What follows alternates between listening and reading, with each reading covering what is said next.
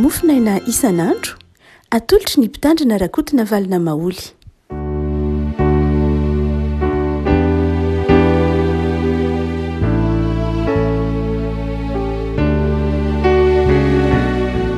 Falamenavantsika ry avako tratra ity alatsinainy 7 septambra ity. Ny mofinaina voalahatra ao antsika dia ny boky Mika Paminany, Mika toko 7. Mika toko 7 andininy 7 ka hatramin'ny andininy 10 amin'ny anaran'i Jesosy. Fa izao kosa dia anandrandra an Jehova eny andry ny Andriamanitry ny famonjena ahy. Andriamanitry no iaino aho. Aza mifaly ary fahavaloko fa na dia lava aza mbola iarina ihany. Raha mitoetra ao amin'ny maizina dia Jehova ny fahazavana aho. Fahatezeran'i Jehova dia hiaretako ihany fa efa nanota taminy aho. Ambaram-pandahan'ny teniko sy hanomezany rariny ho aho. Amoakahy ho amin'ny mazava izy ka ho faly aho mahita ny fahamarinany. Dia ahita izany ilay fahavaloko ka ho saronan-kenatra dia ilainao tamiko hoe aiza izay Jehova Andriamanitra ao. Ho faly mahita azy ny masoko, ankehitriny dia ho fanitsakitsaka toy ny fotaka eny an-dalambe izy. Ray Masino, manamasinana ny fahamarinana ny teninao no ho fahamarinana. Amen. Isan'ny mpaminany izay niantso nanao antsoavo momba ny fibebahana i Mika. Tahaka ny Isaia mpaminany ihany, tahaka ny Jeremia ihany, ivon'ny afatry Mika mpaminany ihany ny fanehoana ny faharatsian'ny zanak'Israely, ny fanehoana ny faharatsian'ny Israely, ny fahotana Israely. Raha toa ka mijery isika ny antsoina hoe fitoriana ny filazantsara dia asehon'ny Mika mpaminany zany na Isaia mpaminany sy Mika, mitovitovy moa ny afatry Mika sy Isaia mpaminany. Mitory ny fahamasinan'Andriamanitra.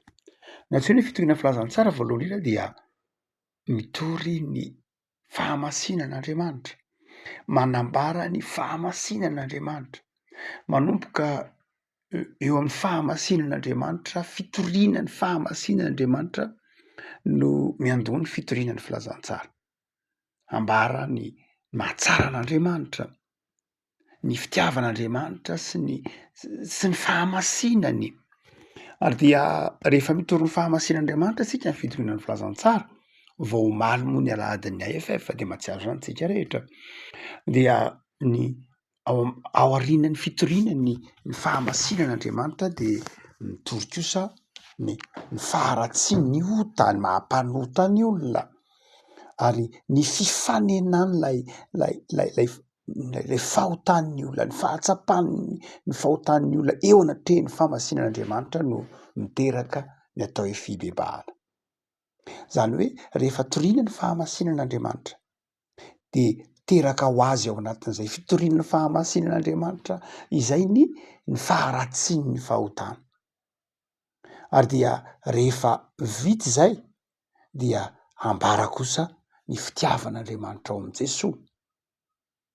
Ny fitoriana filazantsara tsy hoe manomboka amin'ny fitoriana ny faharatsian'ny olona akory, ary tsy mijanona eo amin'ny fitoriana ny faharatsian'ny olona na ny faharatsian'ny mpanota. Indray mantsy azon'ny fakam-panahy isika. Marina loatra fa zava-dehibe ny hoe toriteny na ny fampianarana na ny zavatra rehetrika eny an-dalambe eny, be dehibe ny manao izany asan'atria tsy diso akory izy ireny.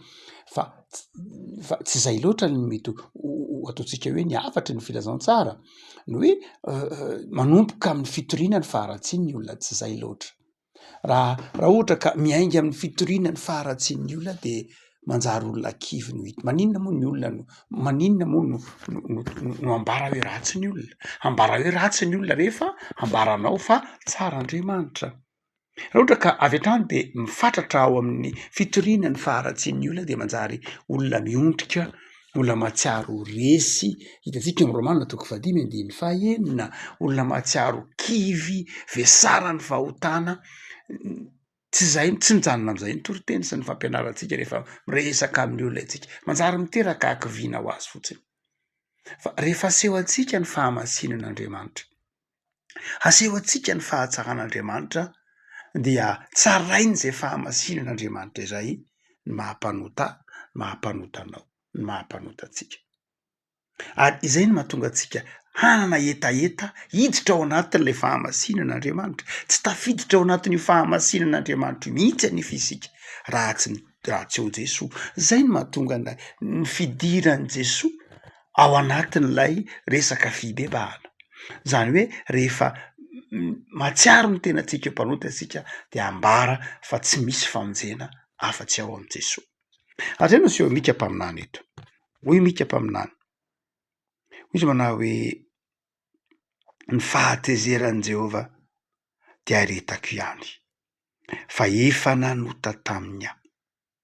Zany hoe rehefa hitan'ny mika mpaminany nasehony mika mpaminany ny fahatsaran'Andriamanitra dia izy manao hoe zay andry an'Andriamanitra ny famonjena 7.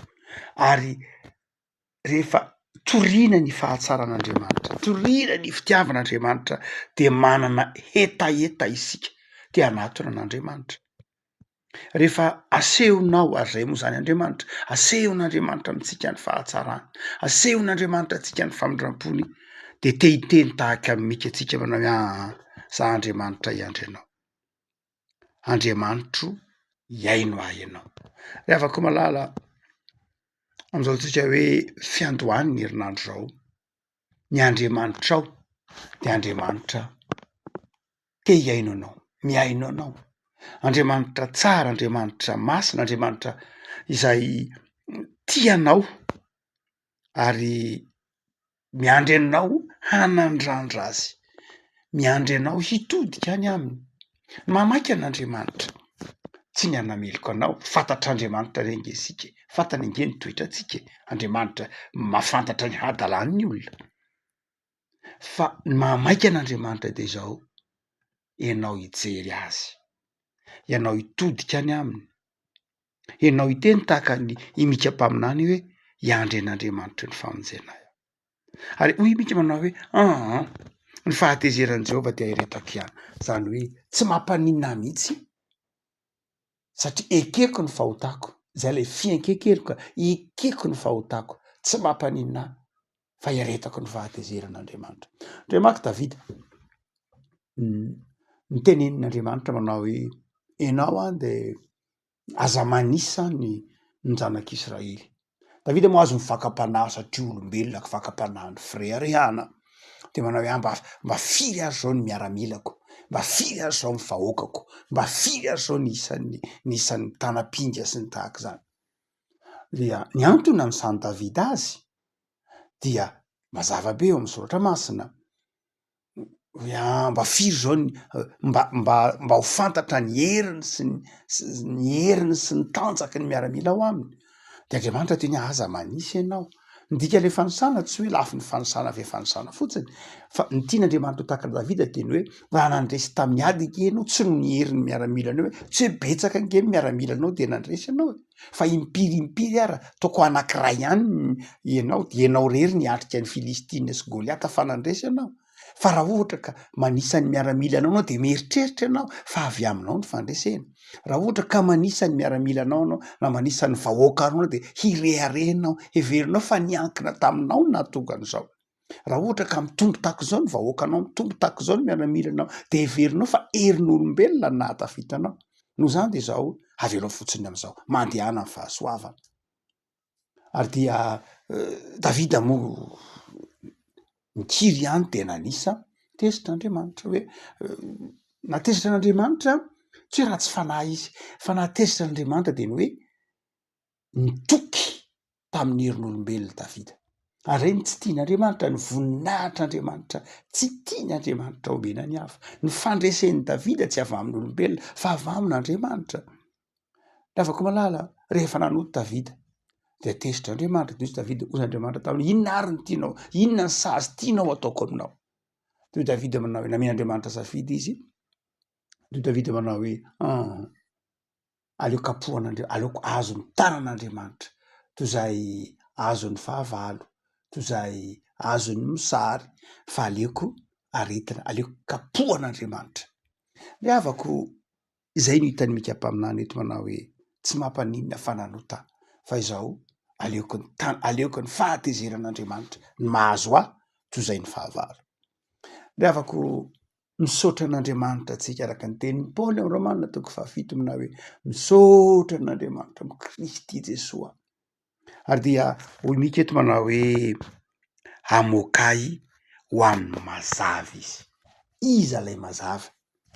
Ny fahatezeran'i Jehovah izy de ahiretako ihany fa efa nanota taminy aho amokay ho amin'ny mazava iza lay mazava? Jesosy.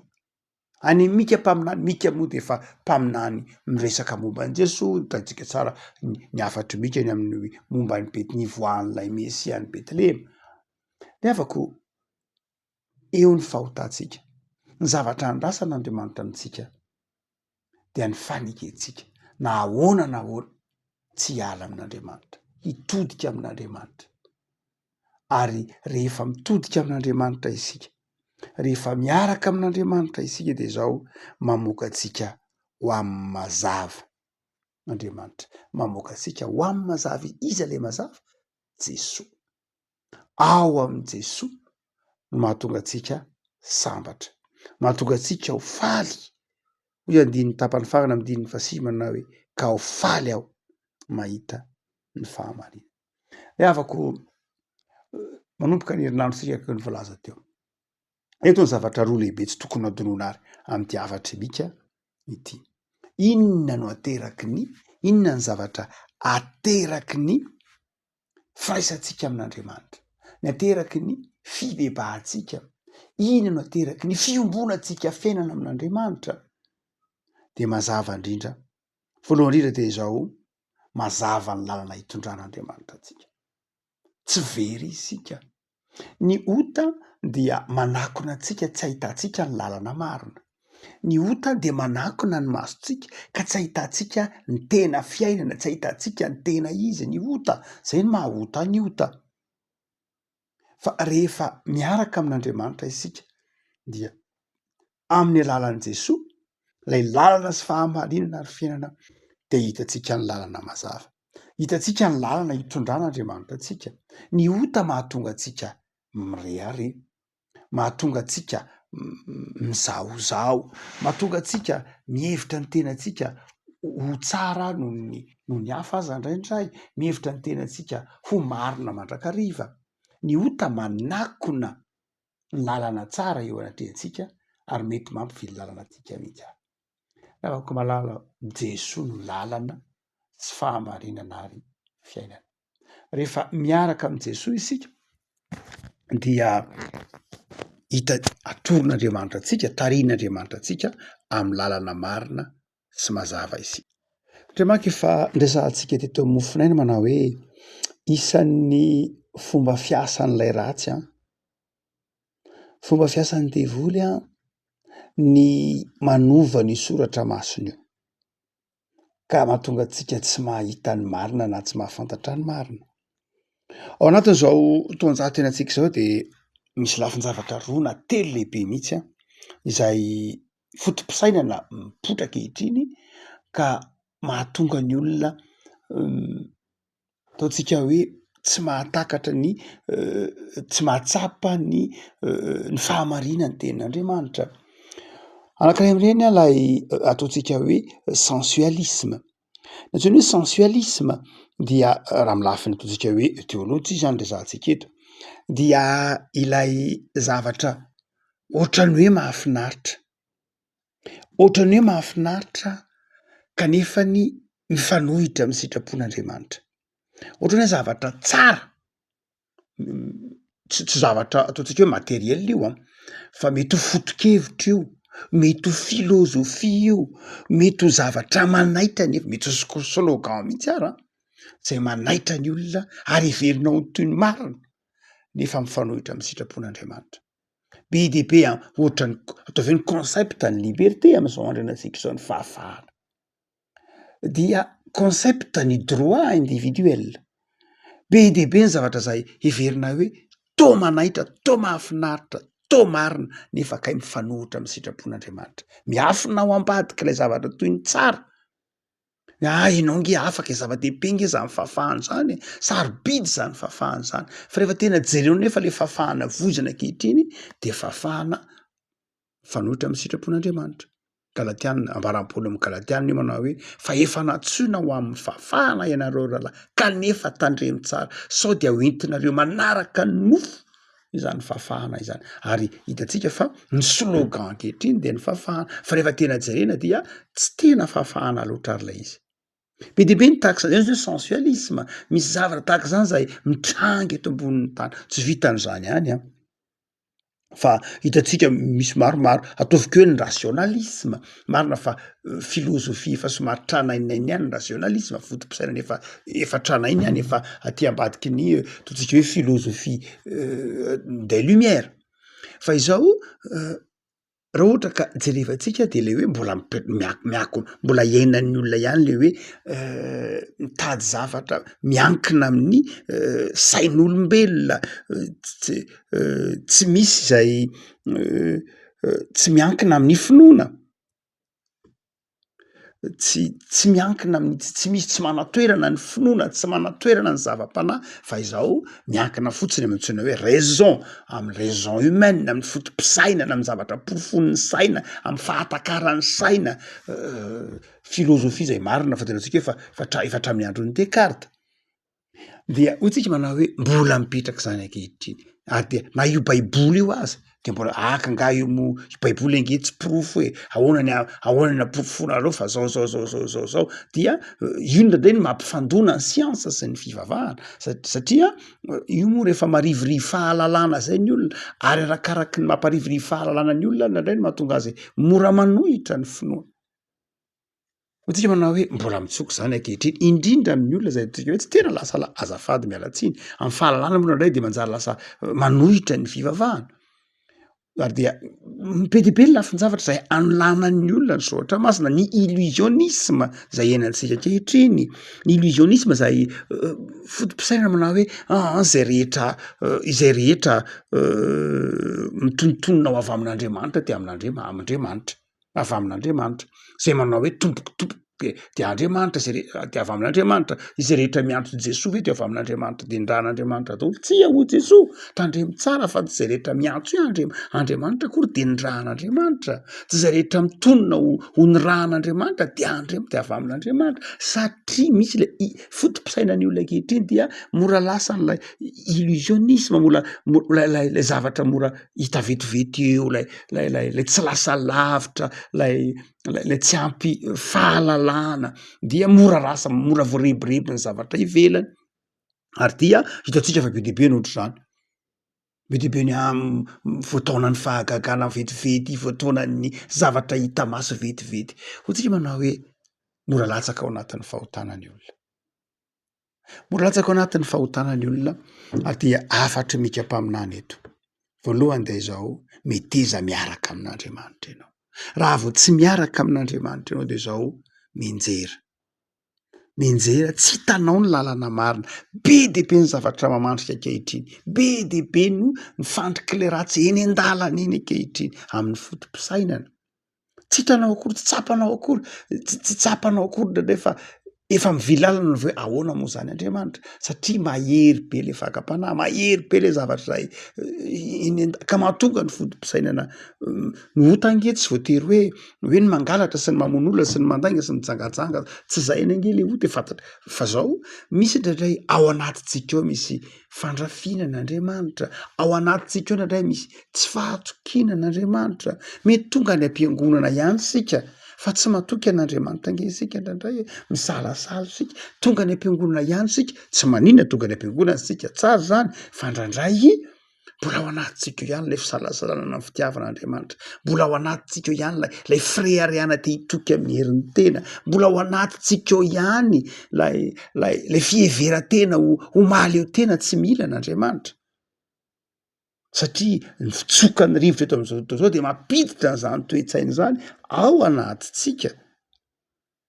mampiditra nataontsika hoe toetsaina hedonisma ny fitiavam-pahafinaretana ao anatintsika indraindray fitiavam-pahafinaretana ao anatin'ny fiarahamonina io tia fahafinaretana ny fiarahamonina ary tenandray mbola tafiditra ao anatin'ny fiangonana koa io tafiditra ao anatin'ny toetsainy mpino tia fahafinaretana izy tsy resy le izy be deaibe ny toetsaina zay ataontsika hoe hoentin'ny fiarahamonina mitsofoka ao anatin'ny fiainana kristianina raha tsy miambina isika le afaka malala aza misaraka amin'Andriamanitra hoentimika aza misaraka fa rehefa miaraka am' Jesosy ianao miaraka am'ilay mazava ianao de Jesosy de atoron'Andriamanitra anao ny lalana ity ny lalana ka andehanao anaka fa ny faharoa sady farany de izao tsy hoe rehefa miaraka amin'Andriamanitra ianao de hitanao ihany ny lalana atoron'Andriamanitra anao ny tokony izorana satria mazava Jesosy fa ny faharoa de izao mipitrapitra ny fahavalonao aza mifaly ary fahavaloko mipitrapitra ny fahavalonao tsy ianao akory ny miady tamin'ny fahavalonao mpino tsy manana fahavalo na iza afa-tsy lay ratsy mipino tsy Paoly manafatra antsika raha mbola azonao atao de zao hiavany ny olona rehetra tsy manana adina amin'iza na izy tsika tsy nataon'Andriamanitra kahala na iza na izy tsika tsy nataon'Andriamanitra malifatina amin'iza na amin'iza isika tsy zany sika mety nasiany ny olona ratsy tsika tsy maninona azy sy Andriamanitra zany mety nanaovan'ny olona n'zao azy sy Andriamanitra zany fa izao Andriamanitra ihany mamaly reny zay mahatonga azy miteny aza mifaly fahavaloko ankehitriny ho fanitsakitsaka toy ny fotaka eny an-dalambe izy de ahita izany le fahavaloko ka ho sarona kenatra re afaka malala eto mika mpaminany de tsy mandany ny fotoana ny ady amin'ny fahavalo tsy mandany ny fotoana ny ady amin'ny fahavalo ary tsy manam-potoana hiadina amin'ny fahavalo koa ary mika mpaminany fa Andriamanitra no isahana izany ary de ho hitanao izy mika fa izao ho toy ny fotaka eny an-dalambe ny fahavalonao ary ho sarona kenatra izy ary ho faly ahitany masoko ho faly ahita azy ny masoko ahitan'iza ahitany fahavaloko zany tsy nanao na inona mihitsy fa Andriamanitra inona ny nataoko nitodika tamin'Andriamanitra inona ny nataoko nibanjina sy nametraka ny fiainako teo am-pelatanan'Andriamanitra nanitsy ny diako iaraka tamin'Andriamanitra inona nataoko mika mpaminany niaritra teo amin'Andriamanitra bedin'Andriamanitra nahitsin'Andriamanitra namboarin'Andriamanitra nidona tamin'ny rindrina taria nidona fa izao tsy nampaninona zany rehetra zany fa izao niaraka tamin'Andriamanitra ihany afaka malala ny tompo any ampaherenao amin'ity herinandro zay vao manomboka ity miarah amin'Andriamanitra meteza hiaraka amin'Andriamanitra meteza tefen'Andriamanitra aza manome tsiny an'Andriamanitra ao anatin'ny zavatsarotra lalovana ekeo ny mety tsy fahatanteranao anatrehan'Andriamanitra de atoron'Andriamanitra anao ny lalana mazava isoranao angaiai kosa ny fahavalonao ivavaka sika tompo ao misotranao zay amin'ity herinandro avao zay omenao anay ity ianao zay manome anay fahazavan-tsaina ahafataranay ny lalana tokony izoranay very zay Jesosy raha mizaraka aminao ao aminao ihany misy ny fiainana ianao ihany manana ny fiainana mandrakizay de tehirizo zay mamakivaky ity herinandro ity mifahendrena mifahazavan-tsaina ary ataovy miandrandra anao mandrakariva ny masom-panahinay mifandresen'izay ary mizoto-po hanao ny tsara mamakivaky ty herinandro ty jereo ny asanay jereo ro mianatra omeo asondroto omeo fahendrena fahazavan-tsaina jereo ro miasa Jesosy meo fanambinana jereo ny tokantrano tsirairay indrindra manaraka izao mofinainay izao manana zavatra irina manokana aminao amin'ity herinandro ty avelao eloka tehirizo iankina aminao omeo fanambinana jereo reo marary sitrano tompo jereo reo no manady am-panahy ampaherezo tompo ataovy manjaka ao aminay mandrakariva ny fientananao sy ny fahasoavanao de mampaherezanay tompo ahatsiarovanay amin'ny lalana hitondranao indray ny fiainana miaraka aminay mampandresy anay